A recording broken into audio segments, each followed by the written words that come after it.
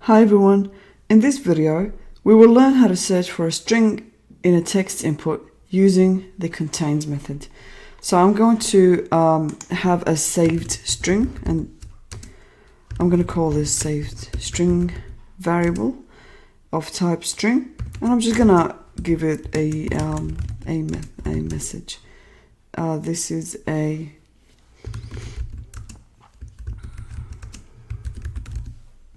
saved text string.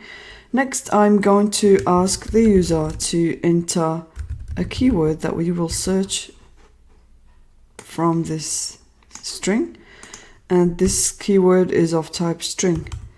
Then I'm going to ask the user to enter a keyword and to search that keyword in the saved string. Next, I'm going to get this input from the user, but I'm going to need my scanner reference. So I'm going to create one. I'm going to call it input,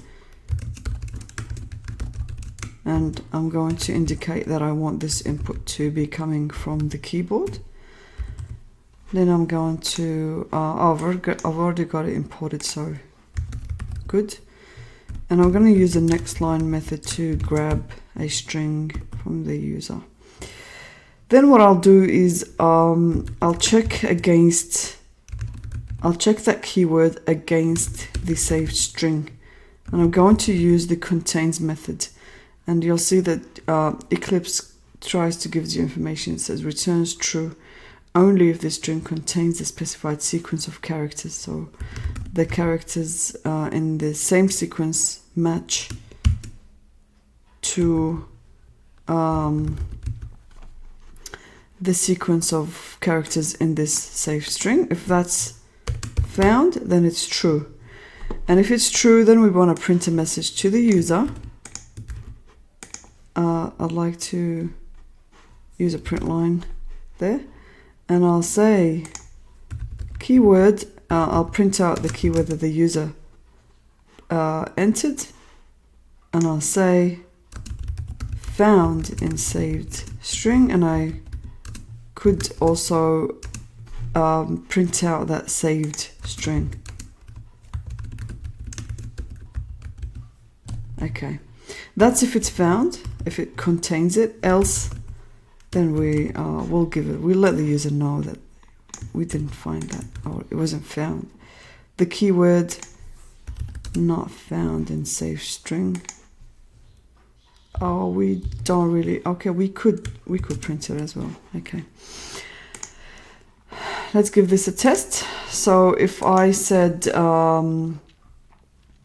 now notice that because I've used the print method, it's asking for input on the same line, and there's no space, so I'd like to put in some space. I also want to close my scanner. That's just a good practice.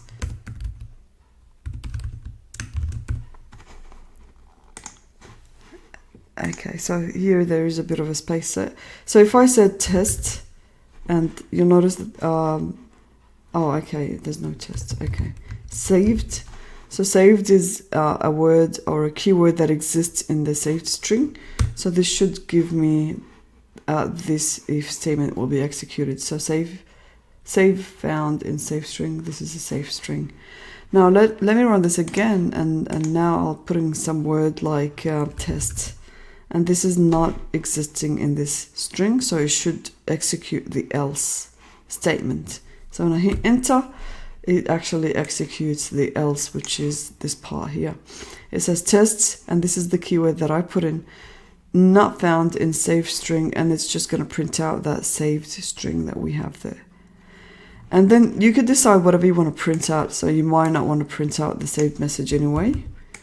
And you can run this again, and it will print out whatever you want in the else. Again, I'm going to put a different keyword. So I'm going to put string, and this is found in this string, and I'm going to hit enter, and it finds it. So the contains method will search for that keyword from that string, and it will return either true or false. And that's it. Thank you for watching. I'll see you in the next one.